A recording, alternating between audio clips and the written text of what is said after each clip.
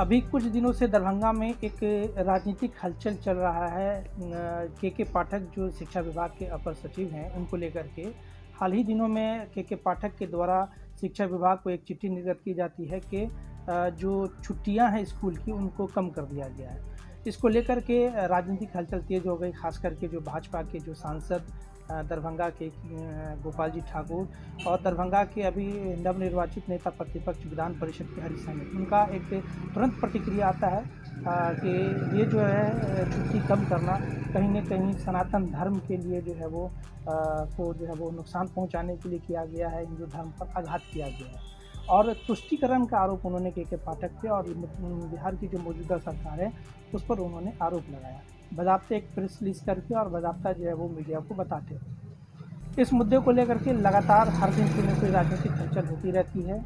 आज इस मुद्दे को लेकर के हम दरभंगा राजद के जो पूर्व जिलाध्यक्ष हैं उमेश राय, और अभी वर्तमान में वो राजद के प्रदेश महासचिव भी हैं, काफ़ी सुलझे हुए आदमी हैं, बेबाक होकर के हर मुद्दे पे अपनी राय रखते हैं, मुखर अंदाज है इनका बोलने का। उनसे आज हम इस मुद्दे को लेकर के बातचीत करेंगे, उनसे जानना चाहेंगे कि उनकी जो ये प्रतिक्रिया गोपाल जी ठाकुर की है छुट्टी को लेकर के, वो कहाँ तक सही है और कहाँ तक वो गलत है। तो चलिए हम उनसे बात करते हैं। सबसे पहले आपका स्वागत है। धन्यवाद। जैसा कि आप राजनीतिक घटनाओं पर आपकी नज़र बनी हुई है, अभी हाल ही दिनों में गोपाल जी ठाकुर की एक प्रतिक्रिया आई छुट्टी को लेकर के कि एक तुष्टीकरण की राजनीति बिहार सरकार कर रही है, खास करके के पाठक को लेकर के, क्या कहना चाहेंगे? ये लोग को अगर सही बात कहे, कड़वी बात है, बुरा लगेगा, इसलिए कहना उचित नहीं है। 18/6/2014 को बिहार सरकार में ये थे, इनकी सरकार केंद्र में भी थी, और उसी समय ये पत्र निकला कि 2009 के जो अनिवार्य शिक्षा के हिसाब से 800 घंटा प्रति महीना, 800 घंटा मतलब प्राथमिक 1 to 5 के बच्चों की पढ़ाई होनी है। 1000 घंटा जो 6 से लेके और 10 तक के बच्चे, 6 से लेके 8 तक के बच्चे की होनी चाहिए, और 1200 घंटा जो हाई स्कूल का है उसको होना चाहिए। 240 दिन वर्किंग डे स्कूल के लिए निर्धारित है। ये चिट्ठी उस समय की है, उस समय ये सरकार में थे, उस समय ये तुष्टीकरण नहीं था। उसी चिट्ठी को के पाठक जी ने निकाला है तो इनको मिर्ची लग गई है, और ये हिंदू धर्म के ठेकेदार हैं। एक कॉलेज यूनिवर्सिटी पूरे आप इस बिहार नहीं पूरे देश में बता दिए, ऐसा कोई बता दीजिए तो ये इनके पास तो अनर्गल प्रलाप के अलावा कोई उपाय है नहीं। विद्यालय में 60 दिन का कौन चीज़ के लिए है, काहे की छुट्टी होगी?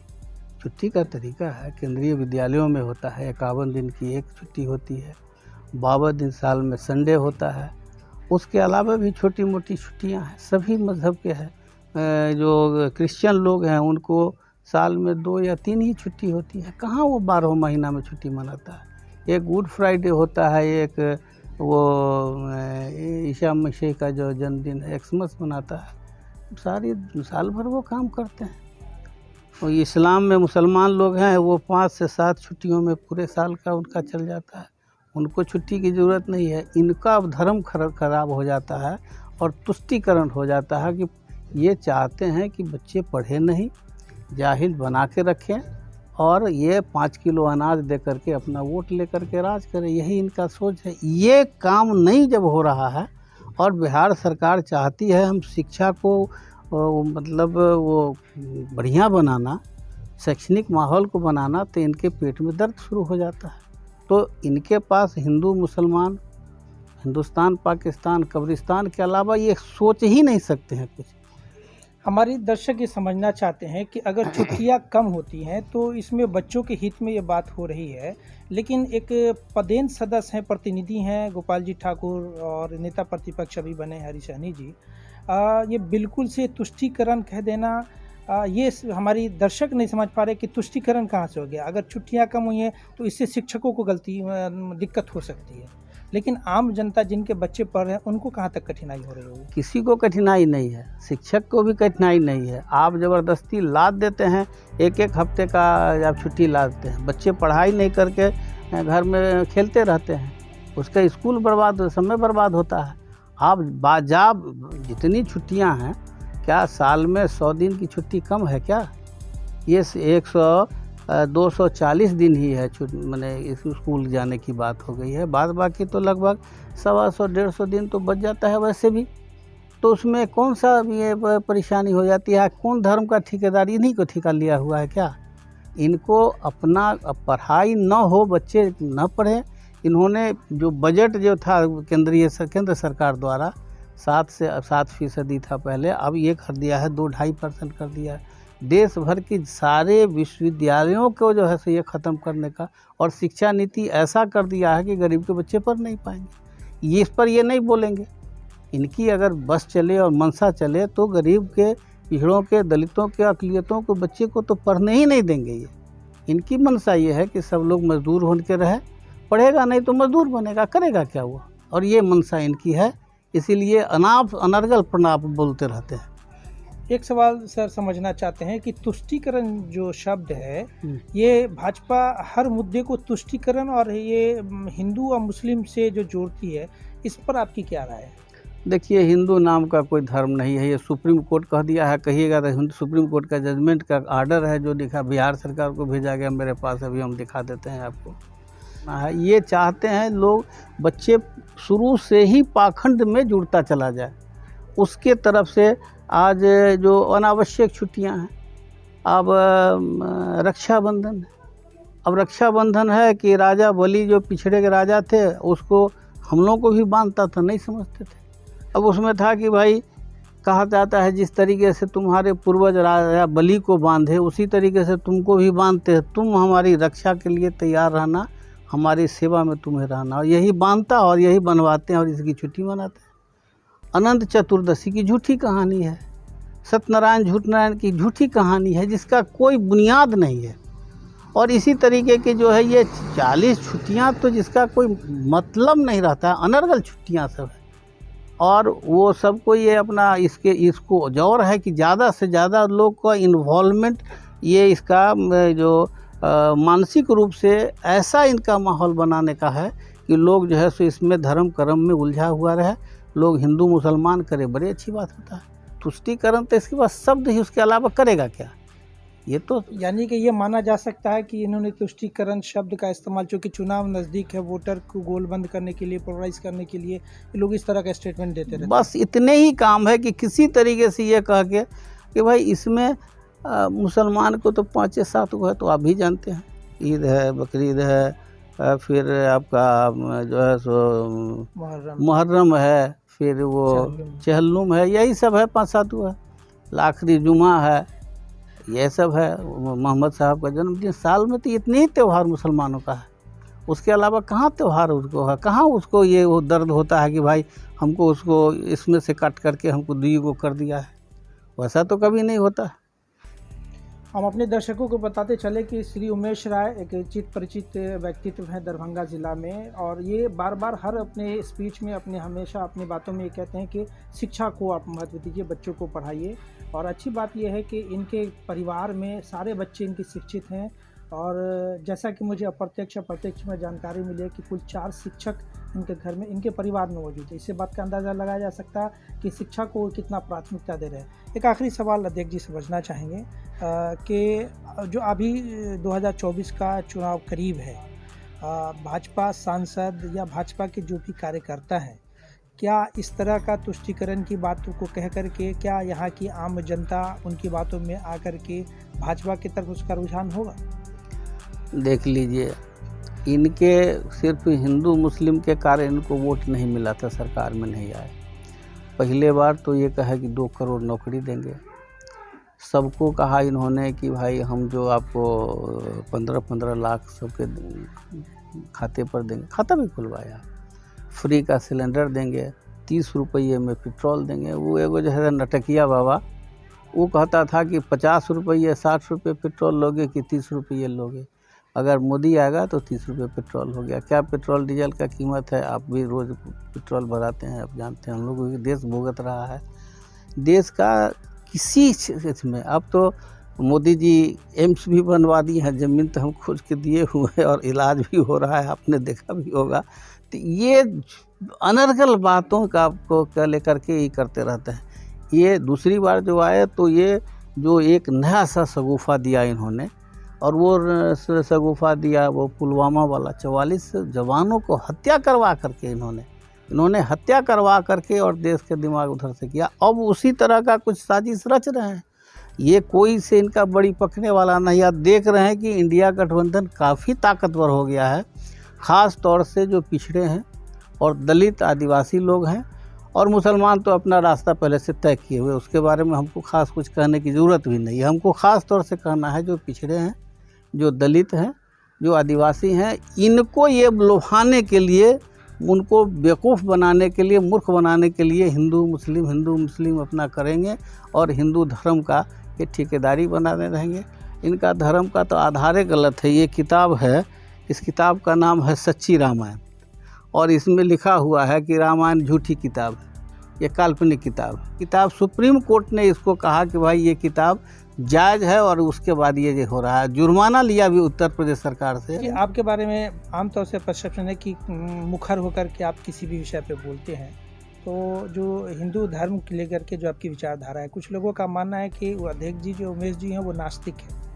तो ये नास्तिक और आस्तिक ये क्या है, दर्शकों को आप न मैं आस्तिक हूँ, न मैं नास्तिक हूँ, मैं मानववादी हूँ। मैं मानवता में भी यकीन रखता हूँ, जिसमें किसी का हम बुद्ध के साथ हैं।